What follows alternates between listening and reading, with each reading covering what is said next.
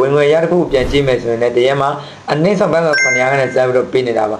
မရှိတော့အနေနဲ့လက်ရှိလောက်ကိုလည်းမထွက်ရှင်သေးဘူးဒါပေမဲ့နောက်ထပ်ဝင်ငွေရမယ့်နေတစ်ခုလည်း condition နဲ့အရင်ခက်တာကိုလည်းမလောက်ရဘူးအရင်ဒီခဏခဏထားရတာကိုလည်းမကြဲတဲ့မိတ်ဆွေတို့ရှိလားဒီလူတွေတော့ကိုဒီနေ့ကျွန်တော်စီကနေဝင်ငွေလည်းတစ်ခုကိုဖန်တီးပေးမှာပါအဲ့ဒါကဘာလဲဆိုတော့ကျွန်တော်လက်ရှိလောက်နေတဲ့ remote စီးပွားစနစ်ကြောင့်ပါပဲ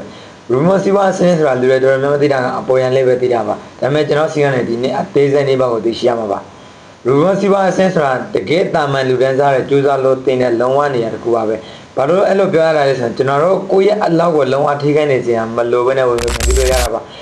ဒီလောက်ကကိုယ့်ရဲ့အားရအရှင်နည်းနည်းလေးမှာတော့ကိုယ့်ရဲ့သုံးနေတဲ့ဖုန်းလေးကနေ Facebook တက်တော့မှပုံလေးနဲ့တင်မလားဗီဒီယိုလေးနဲ့ဖတ်တီးမလားဒီအရာလေးနဲ့ပတ်သက်ပြီးတော့မှကိုယ့်ရဲ့အလောက်ကြောင့်လေးကိုပြန်လေးမျှဝေပေးအောင်ဝင်ပြီးဖတ်တီးလို့ရတာပါ